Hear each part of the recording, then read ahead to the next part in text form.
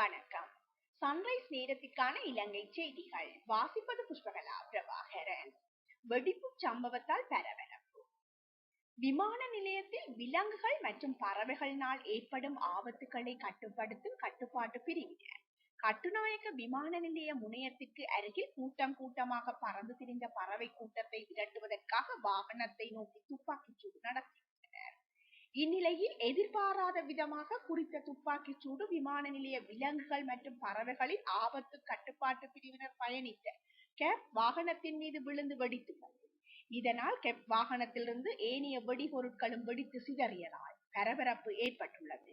வெடிப்பு சம்பவத்தால் கேப் வாகனத்திலிருந்து 3 அதிகாரிகள் காயமடைந்துள்ள நிலையில் சிகிச்சைக்காக நீர்கொழும்பு பொது வைத்தியசாலையில் அனுமதிக்கப்பட்டுள்ளனர்.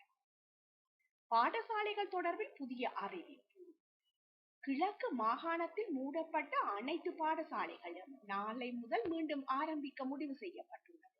நிலவும் மோசமான வானிலை காரணமாக மாகாணத்தில் உள்ள அனைத்து பாடசாலைகளும் இன்று மூட முடிவு செய்யப்பட்டுள்ளது. அதன்படி அனைத்து பாடசாலைகளும் நாளை முதல் மீண்டும் திறக்கப்படும் என்று கிழக்கு மாகாண ஆளுநர் பேராசிரியர் ஜெயந்தலால் ரத்னசேகர மேலும் தெரிவித்துள்ளார். இதேவேளை வடமத்திய மாகாணத்தில் உள்ள அனைத்து பாடசாலைகள் தொடர்பிலும் இன்று அறிவிக்கப்படும் என்றும் குறிப்பிடப்பட்டுள்ளது.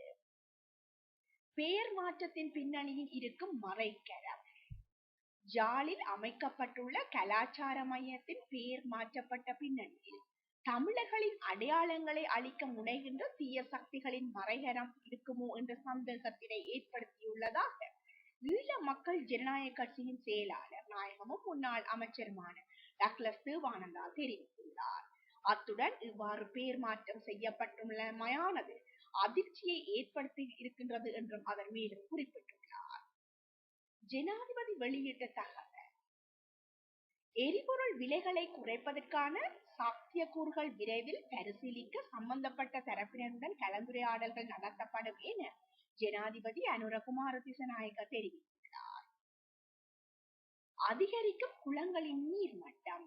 மட்டக்களப்பு மாவட்டத்தில் தொடர்ந்து பெய்து வரும் கனமழை காரணமாக களுவாஞ்சிக்குடி, வெல்லாவெளி, பட்டினப்பளை உள்ளிட்ட பல பிரதேசங்களில் உள்ள தாள நிலங்கள் வெள்ளத்தில் மூழ்கியுள்ளன. எனினும் திங்கட்கிழமை காலையிலிருந்து மழை சற்று ஓய்ந்துள்ள போதிலும் வெள்ள நீர் விரைவாக மட்டக்களப்பு வாவியை நோக்கி வழிந்து வருவதையும் அவதானிக்க முடிந்துள்ளதாக தெரிவிக்கப்பட்டுள்ளது. இந்நிலையில் களுவாஞ்சிக்குடி, கழுதாவளை, தோற்றாத்தீவு, வெல்லாவெளி, பழுகாமம், பூதீவு, குருமன்வெளி உள்ளிட்ட பல பகுதிகளில் உள்ள கிராமிய குளங்கள் அனைத்தும் நிரம்பி வழிந்து வருவதாகவும் தெரிவிக்கப்பட்டுள்ளது. அதிகாரிகள் அதிரடி.